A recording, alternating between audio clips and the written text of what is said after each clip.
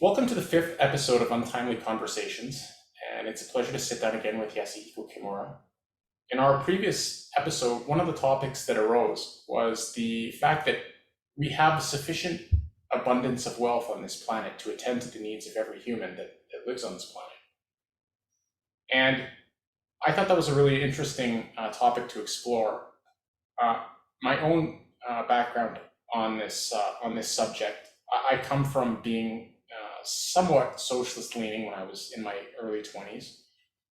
And I thought that as a result of the fact that there's enough wealth on the planet, how is it that we still haven't solved these problems? And I later read some economics, including Austrian economics, in particular Ludwig von Mises's work. And I realized that these subjects are really more complicated than I thought that they were at first. And I came to realize that the fact that we haven't arrived at a simple answer is precisely because the subjects are very complex.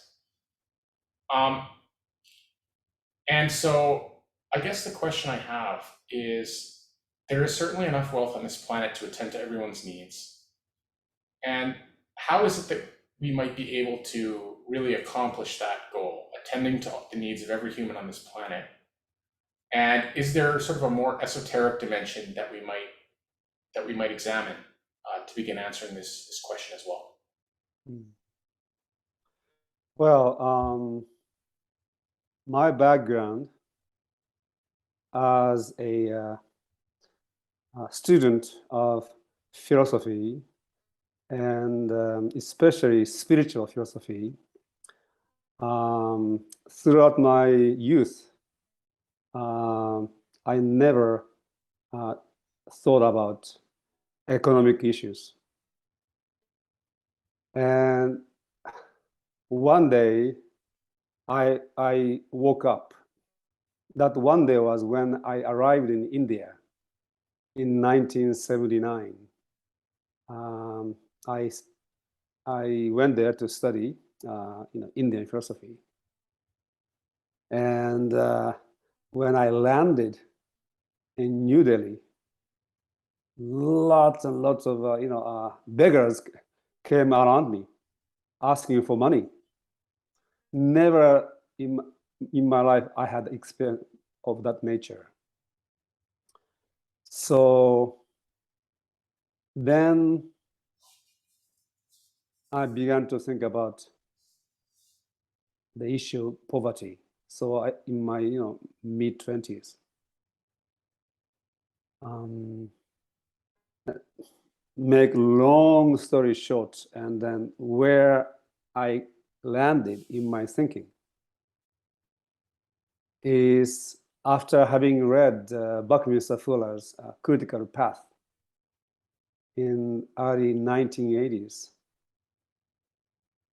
I came to conclude that the existence of poverty persists because there is no real will, concerted and aligned will amongst us for the elimination of poverty or any other persistent problems. So you can say there's lack of will. When people come together to do something, then they fail because of the lack of imagination. So philosophically speaking, the fundamental issue is this lack of will and lack of imagination. And politically, also, there are people who profit or benefit from the perpetuation of a problem, including poverty. I wouldn't mention any countries, but there are countries where there are lots of poverty. And those poor people live in the slums. Wealthy means middle class and above. They benefit because they can use those poor people. There have been so many illegal immigrants coming from the south, and the government allowed it, except when Trump was the president, because the rich people get this, cheap labor. So there are those who benefit from the persistence of poverty selfishly. And also there are organizations that are working for the elimination of poverty. But for any kind of organizations, once the organization is set for a noble purpose, once it becomes established, the persistence and persistence of the organization itself becomes the main goal. And people, executives working for those organizations, they have pretty good lifestyle. This doesn't only apply to organizations working for poverty, but anything else. Non-profit organizations, some are very lucrative. So their lifestyle is supported by the persistence of the program. So initially, those organizations were created for the purpose of the elimination of the program, including poverty. Now, organizations get comfortable being lucrative, and therefore they start to perpetuate the program for which it was meant to be a solution. Right. And shortly after I came to this country, I was living in California, and I was exposed to this organization called the Hunger Project, which was established in 1977 by Warner Earhart, Robert Fuller, and John Denver, the famous singer. Their express purpose was to eliminate hunger by the end of the 20th century. Of course, they didn't succeed. And Warner Earhart was one of those rare human beings. And he got Trump treatment by the media. As a result, the Hunger Project also was criticized because of his association with it. And the Hunger Project was, inspired by, I think, two things. One is this Buckminster Fuller, who was a friend of Warner Earhart, and he proved that there's enough wealth to support everybody on the planet. So existence of hunger is actually inconsistent with the wealth that we have. And he had, some kind of a strategy for this. And then also they were inspired by John Kennedy's, a speech to land man on the moon by the end of the decade, which was 1960s. And they did succeed. 1969, moon landing happened. Not because it's easy, but because it's hard, right? Yeah. So inspired by that, and Buckminster Fuller's, tremendous intellectual resource, they put together this project. Now they seem to still exist, but their purpose is to eliminate hunger within 25 years. But within 25 years from today is different from within 25 years from 10 years from now. So they don't have any particular year. And there's another organization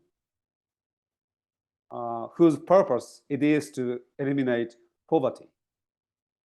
Is what's the name of it? Yeah, Oxfam. It's the Oxford Committee for Famine Relief, established in 1942. and they severely criticize the Hunger Project because Hunger Project focus on public education and advocacy because they believe that people's mind need to change. Instead of providing food and other direct means to help people. And Oxfam Canada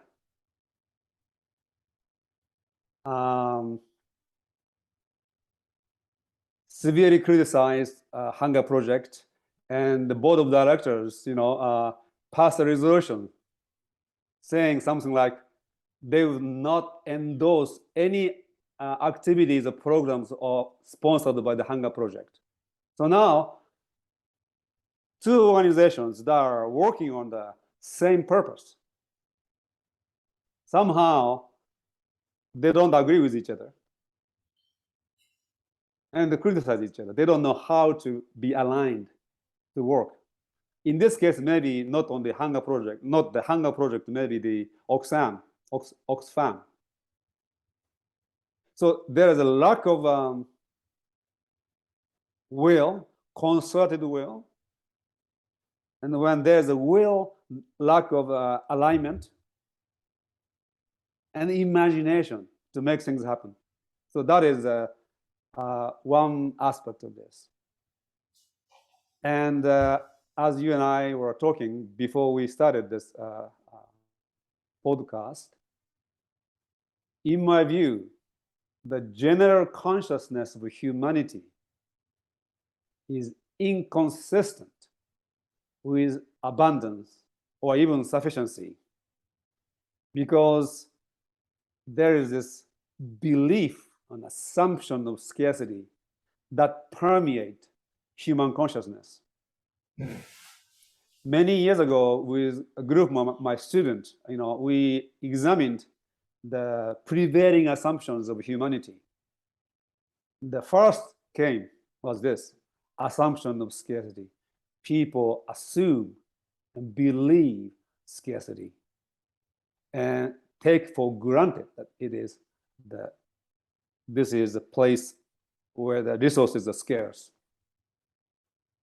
And in the past, there are poverty. Even 100 years ago, when you look at people's lives, we are much more affluent than they are. 200 years ago, yes, people are very poor. We live better life than maybe kings and queens of past years. But as Buckminster Fuller has proven, we do have now wealth, sufficient amount of wealth to feed everybody, resources to feed everybody. And only thing we lack is the know-how in distributing and actually will to put that project into action. For example, we have well over 1,000 billionaires, multi-billionaires on this planet. And beyond something like $800 million, there is really nothing you can do to improve your lifestyle. So there are many people who have excess wealth that can be utilized to help others. Imagine if the World Economic Forum, those people who gather together in that meeting, come together and brainstorm to actually eliminate poverty on this planet. I think they can. And they can hire scientists and technologists and all those kind of people to supply an intellectual resources. And there are sufficient amount of physical resources already available. And not only supply food and nurture those starving children, educate them, and make them self-sufficient eventually. So feed them first, then educate them, and allow them to become self-sufficient. So if we have the concerted will and spirit of alignment and generosity, and use our imagination together, it is quite possible to solve the problem of poverty on this planet. However, not only the poor people, but also wealthy people hold this assumption of scarcity not enough. And sense of scarcity. This assumption not only is an intellectual assumption, it really gets into your feeling and emotion, your sense of scarcity. So no matter how much you have the sense of scarcity. So generosity requires self-generativity. Come from the same roots, yes, generosity and generativity. And really, overcome this self-limiting assumption of scarcity. So long as people suffer from this scarcity and have a sense of scarcity, they'll hold on to their wealth and only to themselves and to their families. But there are general mentality of scarcity and exist, and this need to be overcome individually and collectively. And I will tell you, so long as you hold this assumption of scarcity and sense of scarcity, you live a life of scarcity, no matter how much you have, because it is a sense of not enough. And it gets to the level of almost like a soul, that you are not enough. It's become like a ontological, psychological scarcity. And actually, that is at the foundation of the scarcity mentality, that I am not enough. Yes. I am not good enough. I am not smart enough. I am not this and this. All kinds of not good enough, not something enough. This enoughness, not enough sense. And Lao Tzu says, no. To know enough is wisdom. To know what is enough is wisdom. And that wisdom is necessary. So some people who don't appear to be tremendously wealthy, but free from this scarcity mentality, scarcity feelings, they live an abundant life, and they tend to be generous. They just know what is enough, and they don't acquire more than they need or they enjoy, and therefore they may not be super billionaires, but they are affluent, they have enough, and they enjoy their lives. So it is not the amount of money anybody has that determines the person's assumptions about scarcity. So this needs to be overcome. So we have the inner poverty, psycho-spiritual poverty, and at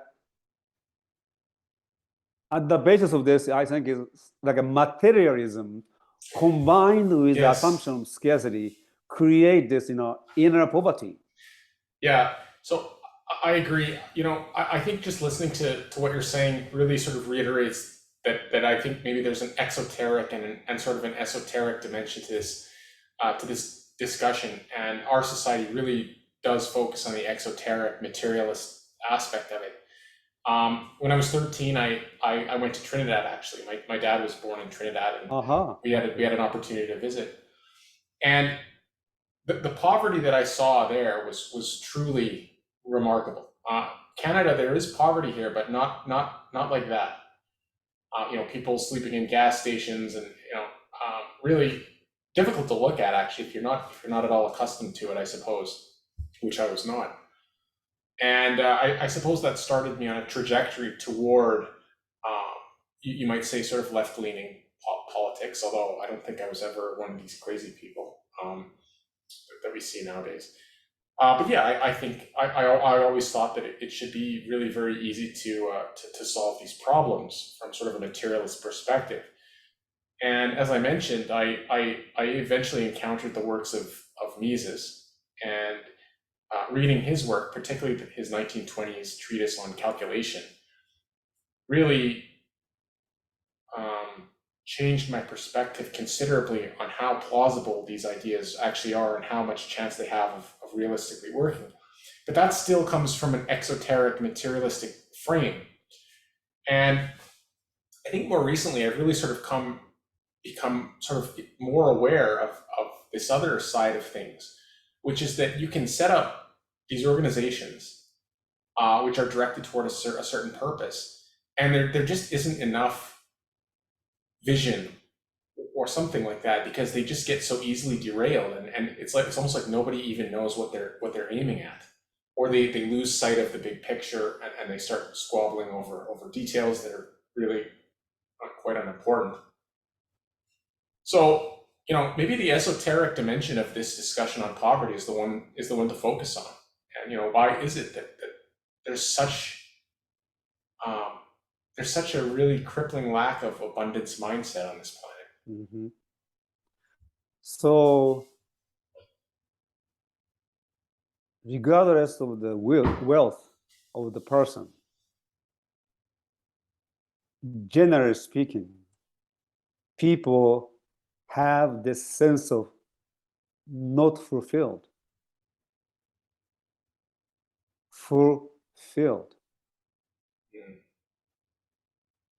And when you do not have that sense, you will, well, we can go into many different directions with this conversation, but so you want to fill the inner emptiness with external possessions. And because this inner sense of unfulfillment is precisely inner, no matter how much possessions you have externally, your possession is not going to fulfill you. And people are, our mind is designed to always look externally. You want to fulfill yourself with something outside. So then you go to church and listen to a preacher preach. You go to India and then find some guru. Whatever you do, so people going to, intelligent people realize, no matter how much possessions you have, You can't fulfill yourself. But still, you have the same mentality, fulfilling yourself with something external. Mm. So if there's an empty pond, you want to fill the water from outside. But if you are a fountain, you don't need to do that. And humans do not know that they are fountains, but they do not know how to just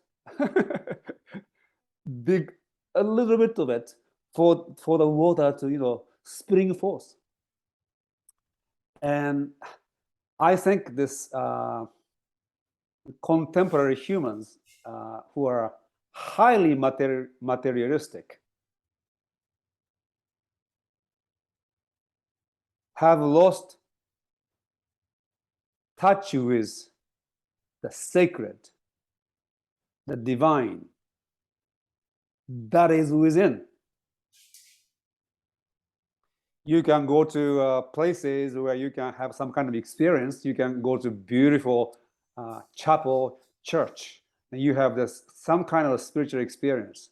You think that is giving you a sense of no, your inner divinity is responding to this. You don't need anything external to have that experience, although it may be good to have something like that to have some initial stimulation. You don't need to listen to Bach and Beethoven to have the sense of divinity. But it is good sometimes to be stimulated. But there's all within. And once we awaken to who we are, that is an inexhaustible source of love and intelligence and imagination. When you begin to experience inner wealth, then you free yourself from this sense of scarcity. Mm.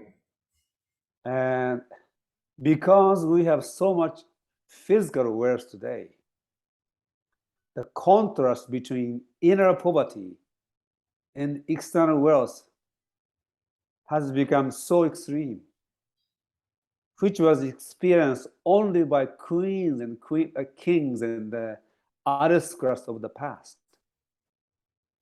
Large majority of people in the past were poor. Now, significant majority of people are affluent. And therefore, they live like king and queens of the past. At the same time, the inner poverty, inner emptiness, inner void remains.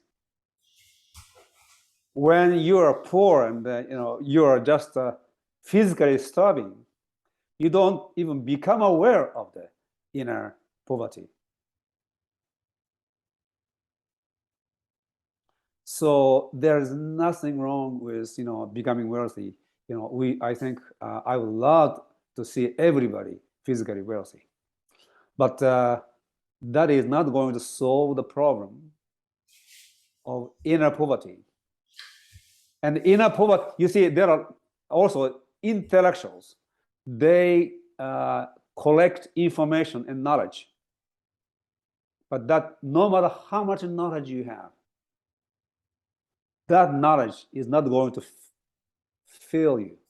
Yeah, and it's probably the same with status too, I suppose. Status, all kinds of things. People are just looking for something that that can be found only internally,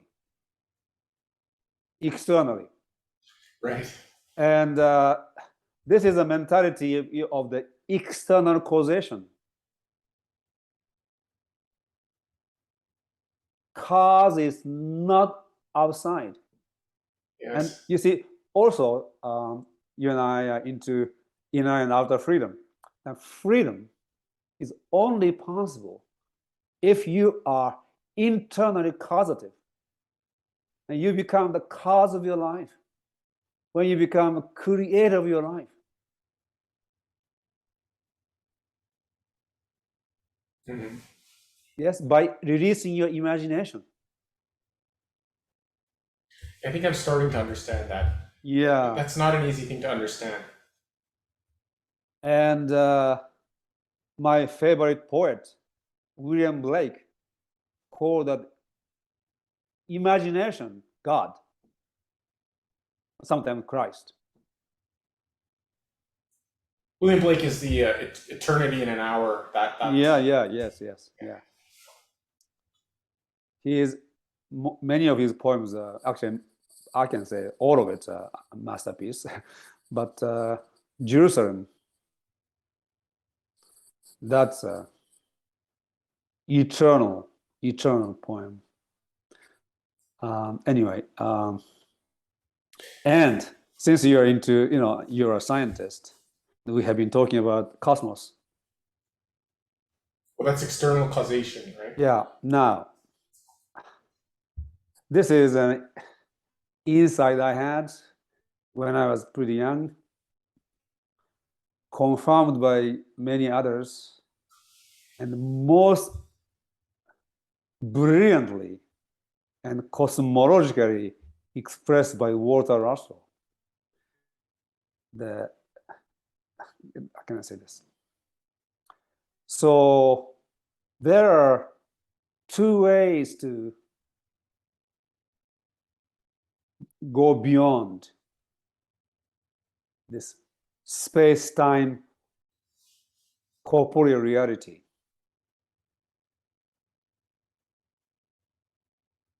And see the cosmos as a whole. One is what we do in science.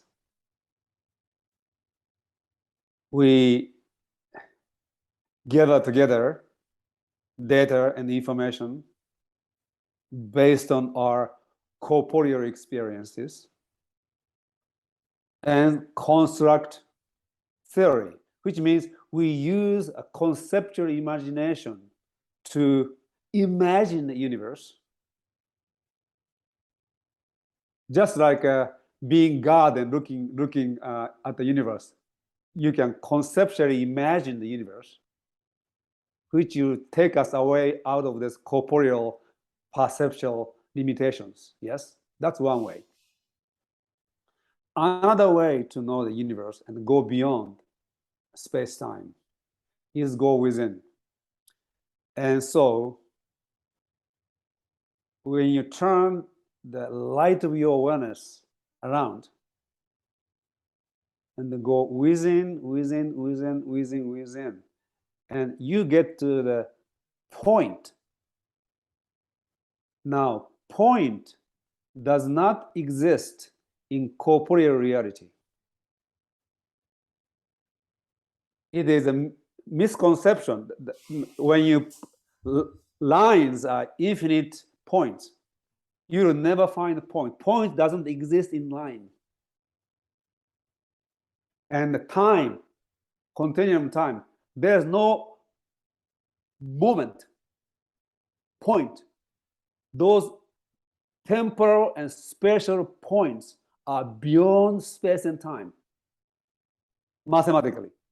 Now, when you meditate and go deeper and deeper within yourself and get that point, when you get to the point, you go beyond space-time corporeal reality completely. And that point is the point of divinity. That point is God. And that point is infinite and eternal.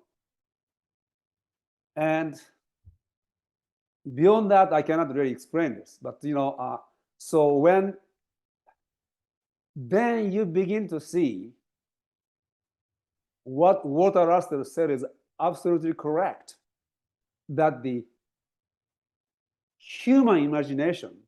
We create our lives with our imagination in the same way the universe is created. So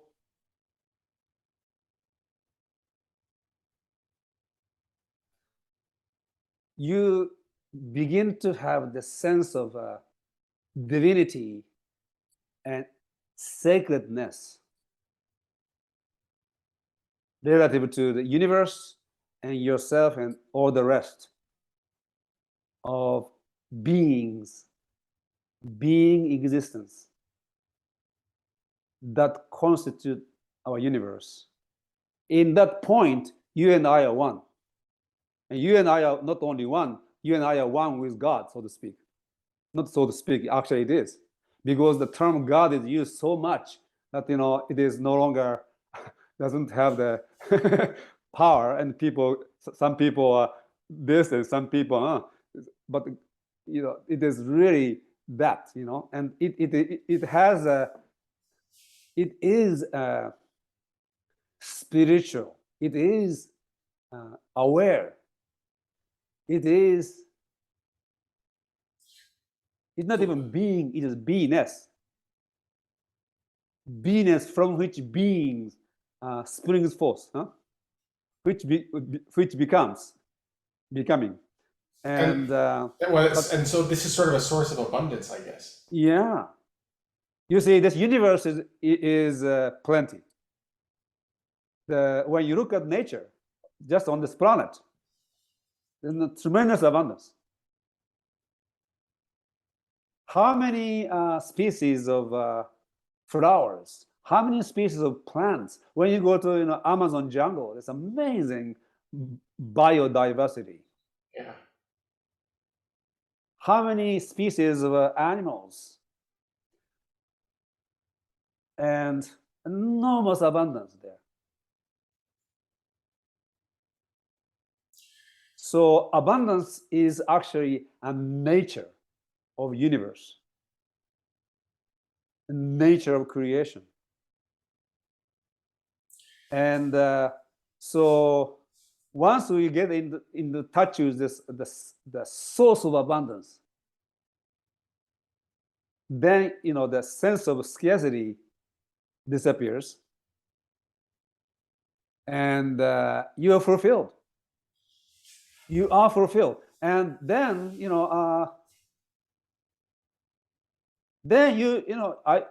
I think it is now we have the technology and know-how to live a very comfortable, affluent life. We should all live that way, using a technology and everything available. But you don't need to have $100 billion to do that. And if you have $100 billion, what I would do with that amount of money? Share with other people and help people to become abundant. And with all those, economic theories and all kind of strategies, unless our assumptions shift, no change will take place. Yeah, so do you know what it makes me think of actually, Yasuhiko?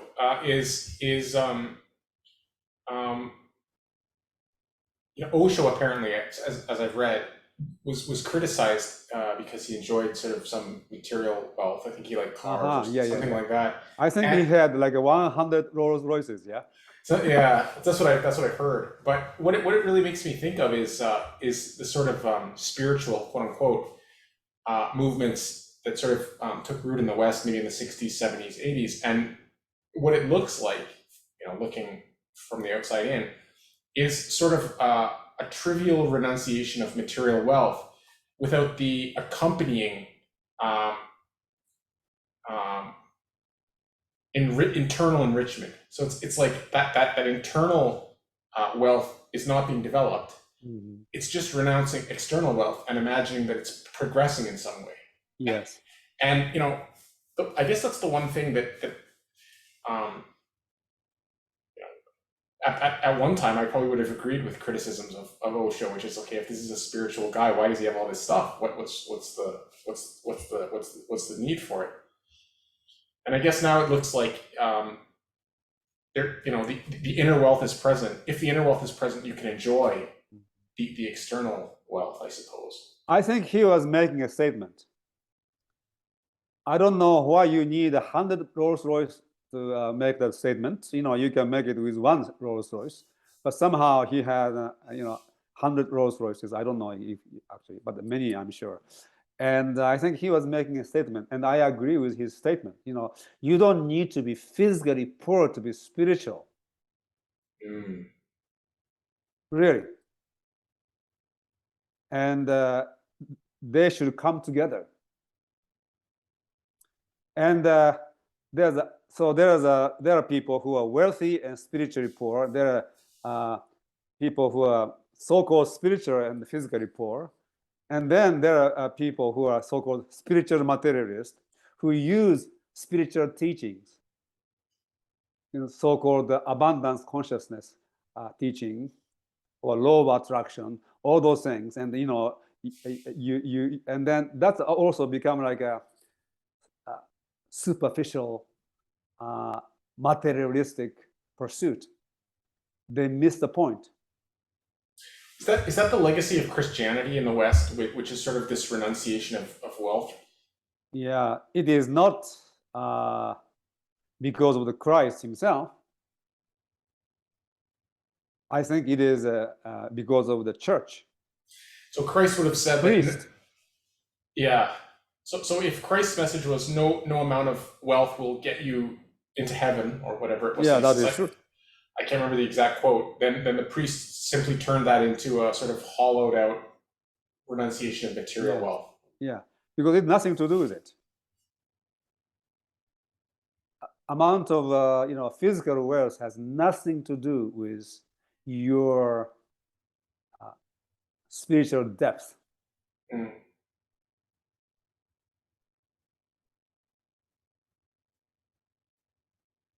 Right. Actually, amount of knowledge you have has little to do with your spiritual depth.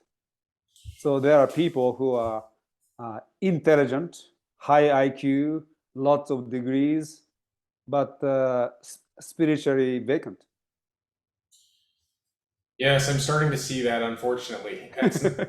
It's pretty ugly, actually.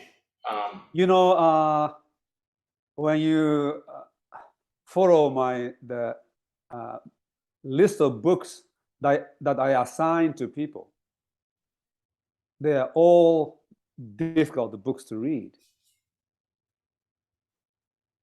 But it is not just difficult. They are all written by people who are profoundly soulful. So there are books written by people who have tremendous amount of soul. And how smart that person is kind of irrelevant. Yeah. And there are people, and so I always recommend people books written by those who have that spiritual depth and soulfulness about them. So when you read those books, you get in touch with their soul. And again, there are many, philosophers who are highly, highly intelligent. When you read, you notice there isn't much soul in it. It's all intellect. And I almost, nowadays, I just, within a few pages, I sense this, And so I have a lot of books, but not all of them I read. But I have opened all of them. And the ones that have the soul, I read. That's interesting. And yeah. So, yeah. So intellect without a soul, or without very much soul. I'm sure you can spot it pretty quickly. I mean, what in your sort of experience, how would you describe that? So about describe? Yeah, like what's the experience that you get when you read that? Just curious. Yeah. Let's see how I can.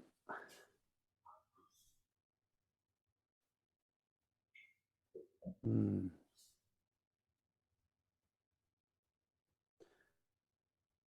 Without mentioning people's names, how I can say what are the qualities that an intellect without soul has. Yes? Yeah. Well, maybe I should change that question into what are the qualities that the intellect with soul has. Yeah, that's a better question. Then, if Yeah. you have that, Right. you know the other when you come across this, you know. Right. So you see, when you read books written by somebody of great intellect and a depth of soul, the what comes to you, you receive not just your intellect, it continues to appeal to your heart. Hmm. For example, now I can name people's names. Christopher Alexander, who was a cosmologist architect par excellence, and he had written a number of great books, but the magnum opus is The Nature of Order, 4-volume book, and it is an amazing book, conceptually very original, lots of knowledge, and you can see the the, the most brilliant mind at work. At the same time, there's a soul. And sometimes he shares that with the pictures. If I have to go to the remote island with only one book, actually 4 volumes, but probably I'll take his book. Really? Because, yeah. Oh, it's hard to say because I should bring 5 books. And this was always one of them. Anyway, so Nature of Order, I highly recommend you read this. You'll enjoy that book tremendously. And I am meaning to read again, but other things I have to do. Anyway, so there's a soul. When you read Walter Russell, it is tremendously rich in the soul dimension, and it is extremely complicated intellectually. But because you're a chemist, maybe I would love you to read the Universal One, because he devises Mendeleev's chart of element, table of element. He add more. What's it called? The Universal One. So this is getting peripheral, but Tesla, was it Tesla that said that what Russell was a scientist with who expressed things poetically or something like that? Yeah. And Tesla was a poet that did science or something of that. I don't know. They were friends. And I don't know anything about what Nikola Tesla said about Walter Russell, although his wife says that Nikola Tesla had told Walter Russell, to keep your book somewhere because it will take 1,000 years before humanity can actually understand your book. That's what his wife said, that Nikola Tesla had said. I don't know. that may be too much of an exaggeration. But Walter Russell talked about Nikola Tesla, and in which Nikola Tesla relates that he gets his inspiration from somewhere. It is he was saying that his ideas come from divine source. He was a profoundly spiritual man. Yeah.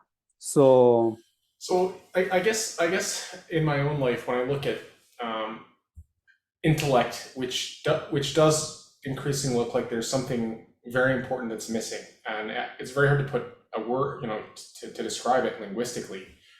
I work with a lot of highly intellectual people, and so I guess when I ask the question, what is your experience of it? Since we've been talking about this word abundance, is it that there's a kind of abundance that's present? Mm-hmm. Yeah, there is a sense of abundance. Yes. Yeah. Because what often comes across with very highly intellectual people that I've met in my own life is there is kind of a scarcity mindset there. Yeah. It's never enough knowledge. It's never enough status. It's never enough. The two people, most people give up reading because it is too difficult to read. Buckminster Fuller and Herbert Gunther. And Herbert Gunther was my mentor at one time. In my view, he was the greatest Buddhist scholar ever. Amazing how far he has gone. But anyway, Herbert Gunther and Walter Russell are geniuses, intellectual geniuses, absolutely. But when you read their books, there's the soul coming through, and you want to ontologically immerse yourself in their soul when you read them. Then you can understand their writing better. If you just approach their writing through your mind alone, probably you won't understand, because their mind was in the higher octaves from most people, But once you get into their soul and then you read from inside, there's a way to read books from inside, not from outside. You need to ontologically, and then when you ontologically immerse yourself, you can see the shallowness of the soul of many of the intellectuals. That's interesting. So is this? I remember I asked you once what you thought about Plato's Republic, and I said something, but I can't remember what it was. And you said that was a more exoteric reading. So is this sort of what you're talking about when you immerse something? Well, I think real Plato probably was a kind of mystic.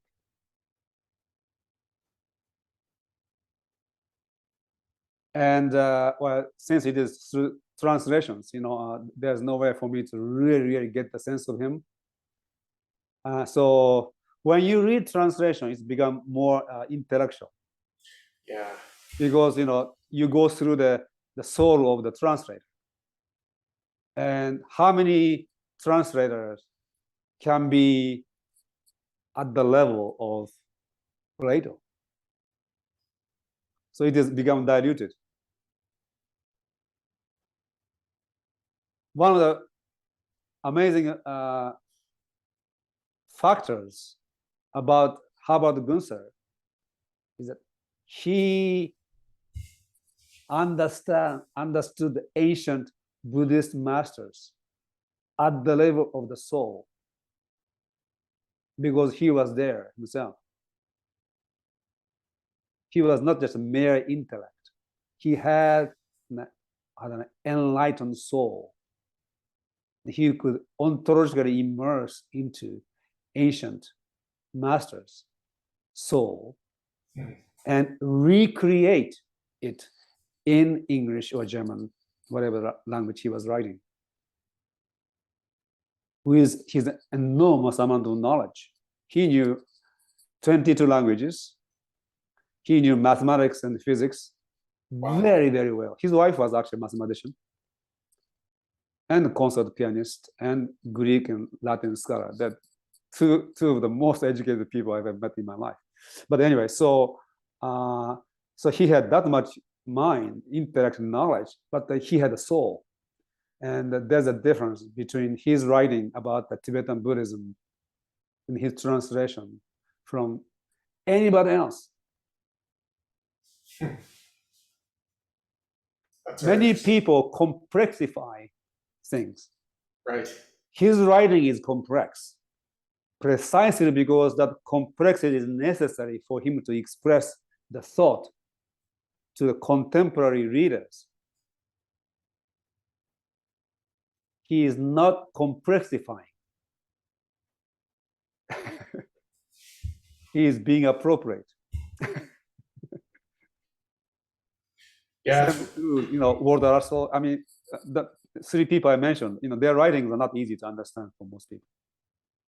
And you don't need to be, you need to have some amount level of intelligence, absolutely. But you need to have the soul to be able to understand.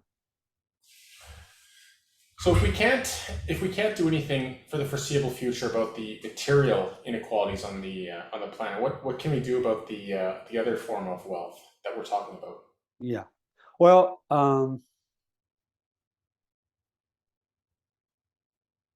so let's start from ourselves. Yes, so we want to free ourselves from this assumption of scarcity and sense of scarcity, the sense of not enough within, and become fulfilled by getting in touch with the source of abundance within and seeing yourself as a fountain or fountainhead.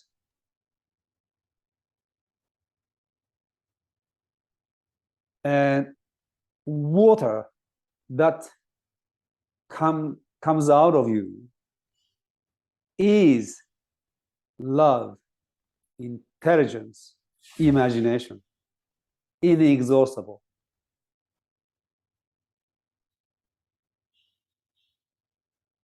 Yeah. It is we are a source of cosmic ideation in the form of imagination.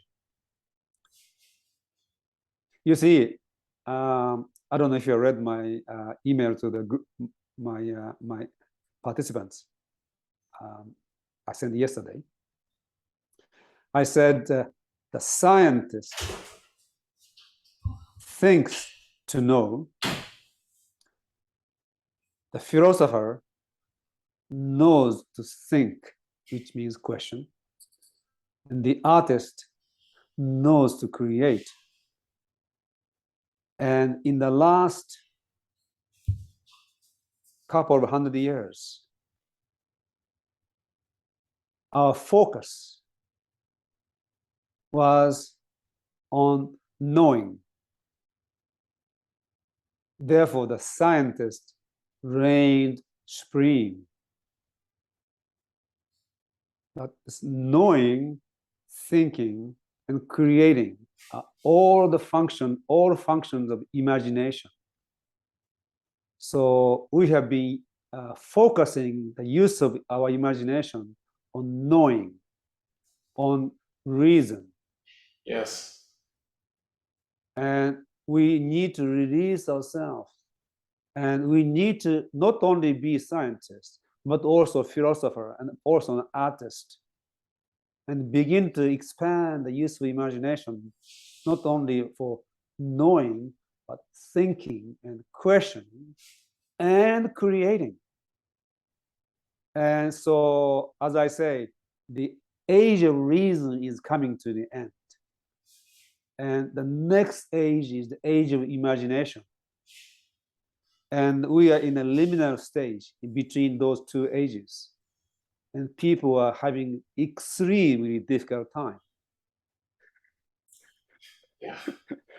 because we do not know how to live the age of imagination yet.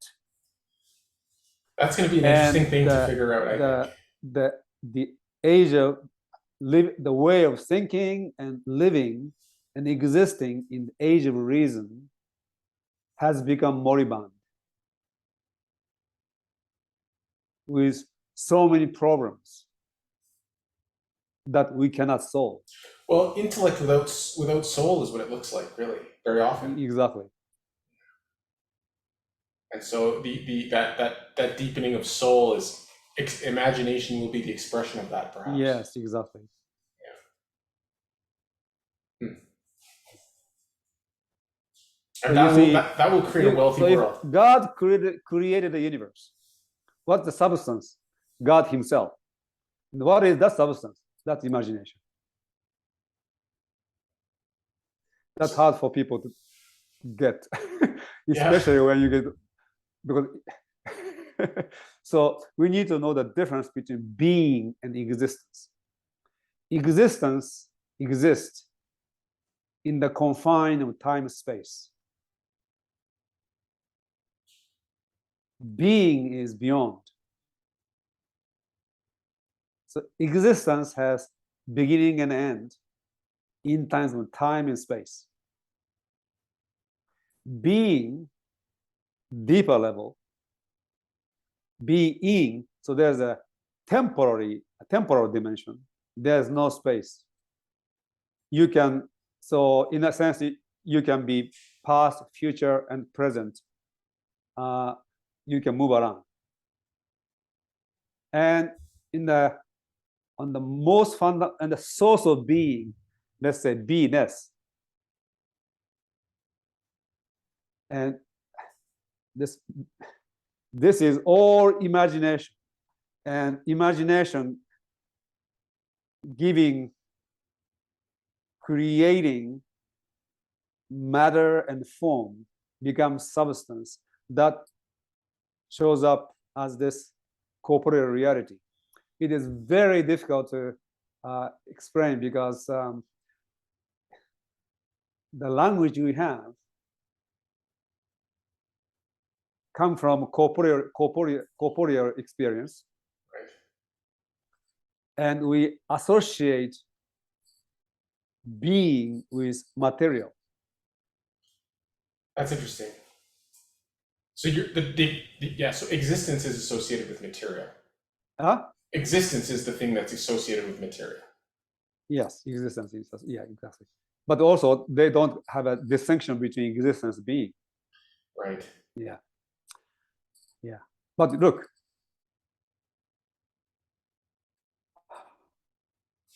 but material, what is material? It's an interesting question. Matter is a concept. What we have is experience. That, what is given is experience, yes? We are experiencing every moment. And this experience is in a whole movement. Yes?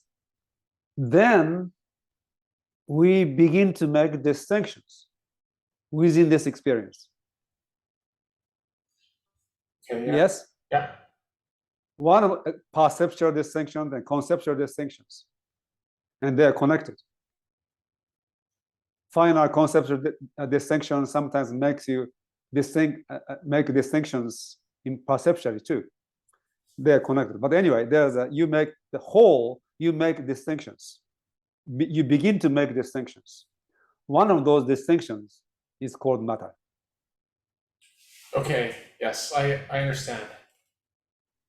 Now, when you're meditating, you cease to make those distinctions and begin to experience the whole. You begin to experience the experience,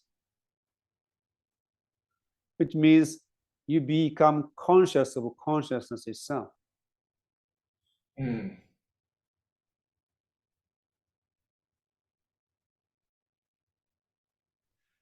Usually, we are always conscious of something, but the somethingness is a distinction.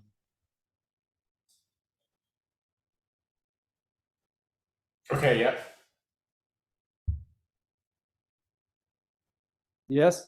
Yeah. So when you meditate, So it's judging, basically. so and then our consciousness is designed, let's say, move outside. Yes. Go from here to there. Yes. I'm not denying anything that I'm experiencing now. They are real. Okay. I'm not denying none of those. Now, and then instead of going this way, you turn this gaze inward. And when this happens, you begin to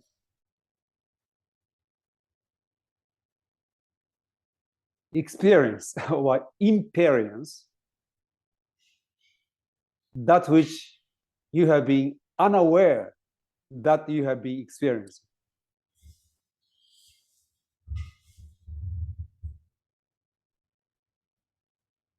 And so since we have only 3 dimensions, so now I'm talking about without and within.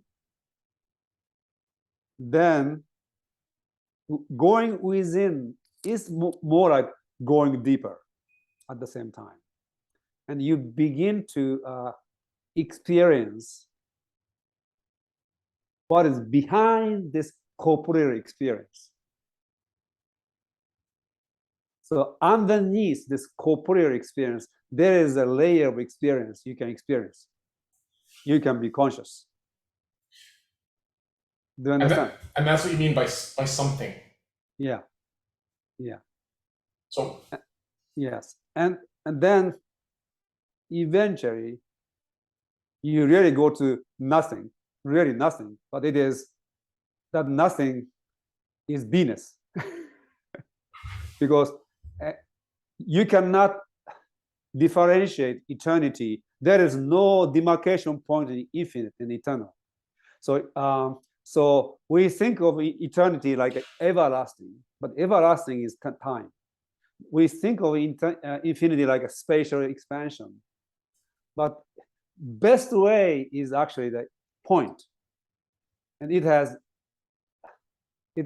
no expansion, no extension, spatial or temporary, and so you experience it. I mean, infinite and eternal. You experience at that point, you can say. So then that is consciousness that has no subject and no object. And consciousness is being. right, and what comes after that when you say a distinct, like when you say somethingness is a distinction? Yeah, you begin to make distinctions. Yes.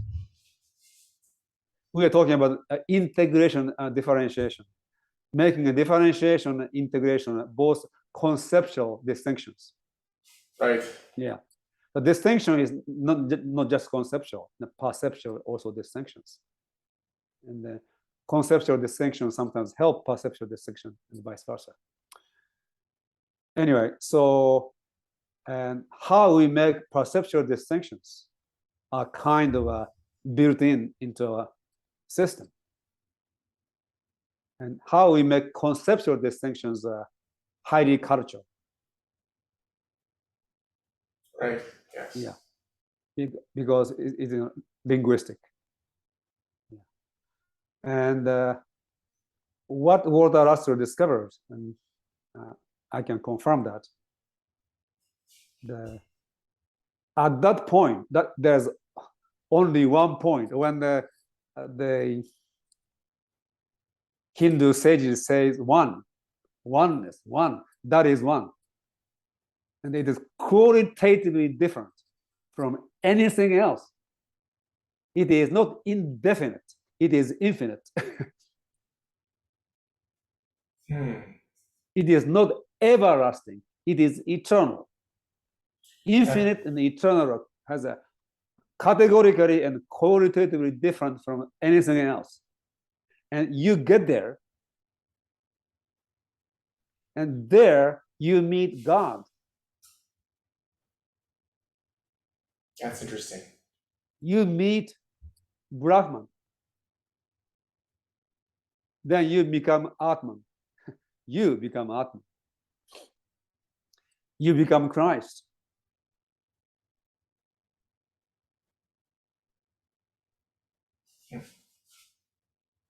And imagine if each person begin to see themselves as a God. It is not an a Christ. It is not anything arrogance or megalomaniac. If you really experience this infinite point, you become infinitely humble, and at the same time, you can claim yourself to be God or Christ, and that's what actually Bible teaches.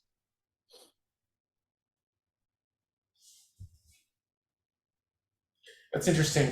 The distinction between eternal and ongoing is very interesting. Like I know you introduced this earlier with the difference between sort of like a point, like a line and a series of points. So the line is eternal, and the series of points would be ongoing, I suppose. Point, you will never find a point in line. Actually, basic unit of time is duration, and basic unit of space is a distance. Point is a conceptual abstraction, but in reality, it only exists as infinite and eternal, not in the corporeal or physical dimension. Yeah. And so the infinite in mathematics is not the same as the infinite I'm talking about.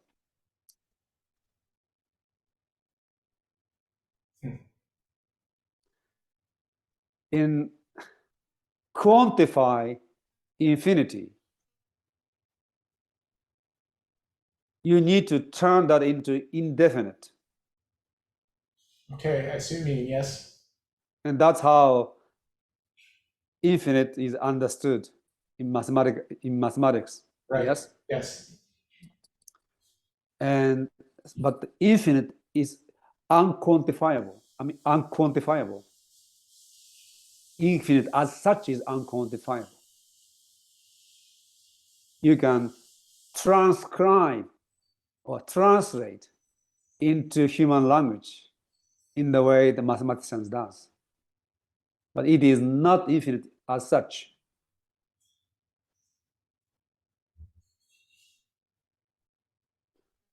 So there is no infinitesimal point either.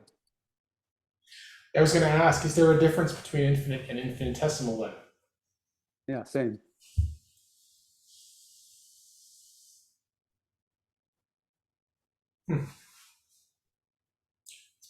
Probably something you really have to experience for yourself. Yeah. And it is the simplest things to do. Therefore, the most difficult. Yeah. Yes. Yeah. So meditation is critical, the fundamental practice. Meditation of all forms, depending on what school of teaching that you follow. But the purpose is to be at one with that point, which is infinite and eternal,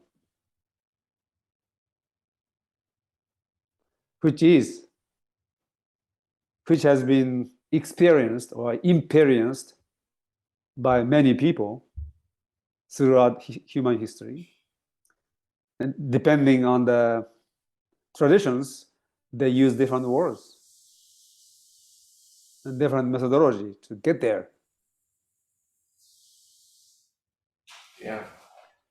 And Christianity or New Thought teaching, I like very much because it is kind of active.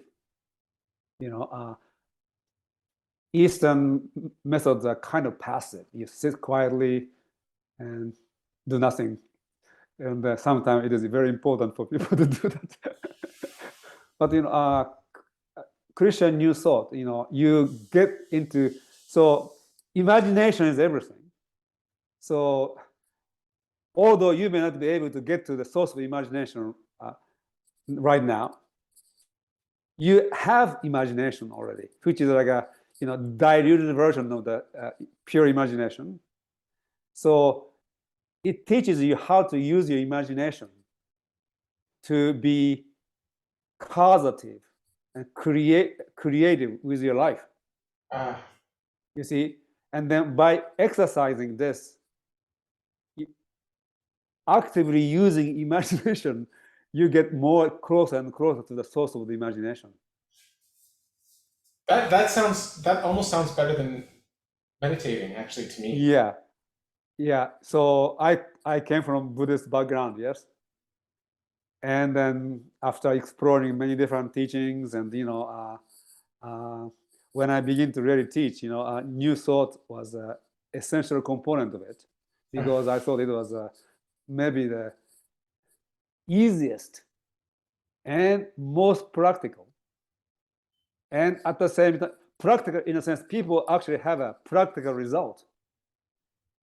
They may not get enlightened, but they may be able to acquire what they want. Yes. And I will tell you, and that when you go deeper and deeper, eventually, so people use this in the law of attraction. They use, find your ideal partner, find and get rich. So usually that's maybe where people are at, and then they stay there. But if you're properly guided, you go deeper, and your desire will be defined, and then your desire, how to fulfill that desire. So defined desire will fulfilled. Eventually, your desire will be to meet God or to achieve enlightenment, whatever. And that, in the same way, you go into this. Yes. Yeah, I can see why you've been gesturing this cycle, this cyclical, something building on itself. Yeah. Yeah, that makes sense to me. Yeah. So depending on people, but generally speaking, New Thought teaching, taught properly, is very powerful and practical, and maybe the simplest way of teaching people the path of spirituality and achieving abundance, inner and outer. Most people use law of attraction for outer abundance. Yeah. Well, I was going to say, how often people, and I do it too, we sort of mute our imagination, or that spirit of creativity or generativity. We mute it. Like it's there, but it's like I can't do that, or it would be too difficult. But it's like the ultimate optimist. And for whatever reason, I don't know, maybe we don't listen to it as much as we should. You see, people suppress their desires because they don't want to be disappointed. Yeah. They don't want to expect too much of themselves. But because they are taught a wrong kind of teaching, a wrong way of using imagination.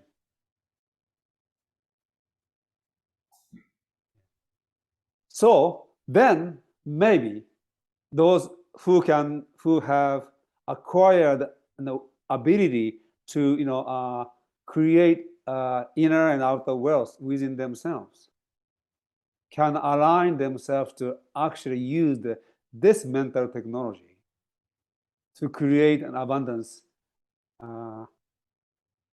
in the world that is non-theoretical, none of those. It is more philosophical, metaphysical approach. But if we have that metaphysical approach on the basis, then we can use physical technology in manifesting actual physical wealth. You cannot be just desiring and manifesting wealth for other people. It may be possible for your life, but other people starving in Africa, you cannot just imagine it's going to happen. There need to be something. But when people come together, imagine. That imagination will also lead to the way to make things happen in actual physical reality.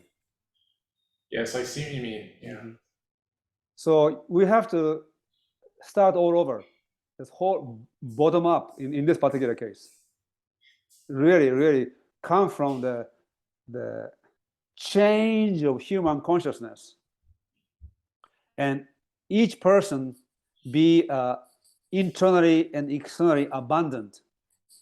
It doesn't mean excess, just abundant, fulfilled, spiritually and materially. And then that will show the way for the global prosperity. And we start with small steps. Exactly.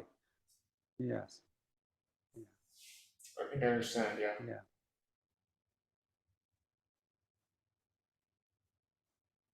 If I can convince one brilliant scientist, maybe I can convince other scientists too. Thank you. Well, You're not fully convinced yet, but you want to try this first, yeah? You try this, meditation and also use of imagination, and then see, how it as a scientist you want to test it. So you want to test it. That's right. See, it works. I have been trying to explain why it works, not in this one, in my course. Yes, right. And using all Hinduism, Buddhism, everything, physics and science, using everything to explain why this works, to convince people, because most people wouldn't be convinced. Or just think it and it will happen. No, it is not that way. There is a reason why it works. Well, okay. Anyway, So we'll be putting this. Let's say it's not even putting it to the test, though. Yes, Hiko. I think it's just it's more that it's aligned with like I think it's aligned with what you can say is imagination. I'm either muting it or I'm not. And if I'm muting it, then obviously the test isn't going to happen, the scientific test. And if I just remove the mute, then so I think it's not quite the word, like the concept of scientific test doesn't exactly come up for me somehow, but maybe you got to test it. It's almost like I can sense that there's like an imagination that I'm sort of actively blocking at times. Yeah, and we can be extremely detailed and scientific about this, and but that I will do in my course. Yeah. Because it requires reading and everything, but for general public, this will be a lot to chew, don't you think? I agree. Yes. Yeah. For me as well. Yeah. When I started to talk about this in the very beginning, people thought I was crazy. So I stopped talking about it, and I tried to find a way to people will more accept what I have to say. Well, people think I'm crazy too. Some people do. So yeah, that's maybe an honor that being so crazy by the insane world may prove that we are sane actually. Yeah. Exactly. Okay. Great chat, Yasuhiko. Thank you. Talk again soon, I guess. Yes. Have a good afternoon. Yes. Good night. Yes. Same.